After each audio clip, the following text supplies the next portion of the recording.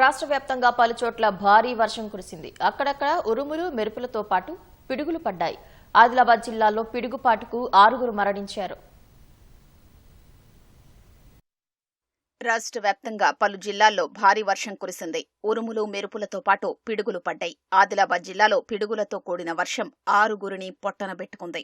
గాదిగూడ మండలం పిప్పిరిలో ఒకే చోట 14 మంది వ్యవసాయ పనులు చేస్తుండగా ఉరుములతో భారీ వర్షం వచ్చింది.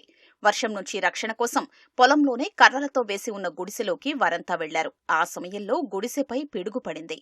ప్రమాదంలో 3 మహిళలతో పాటు మరో రైతు అక్కడికక్కడే మృతి చెందారు. గాయపడిన మరో 10 మంది క్షతగాత్రుల్ని ఝరీ ప్రాథమిక ఆరోగ్య కేంద్రంలో ప్రథమ చికిత్స అందించి అనంతరం ఆదిలాబాద్లోని రిమ్స్కు తరలించారు.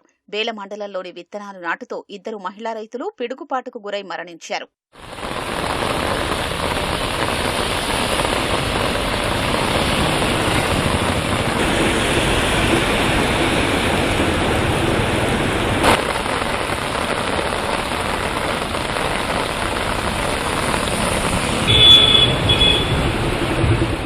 కరీంనగర్ జిల్లా హుజూరాబాద్ నియోజకవర్గంలో ఉరుములు మెరుపులతో కూడిన వర్షం పడింది. ఇల్లందకుంట మండలంలో ఓ ఇంటి ఆవరణలో ఉన్న కొబ్బరి చెట్టుపై పిడుగుపడి మంటలు చెలరేగాయి.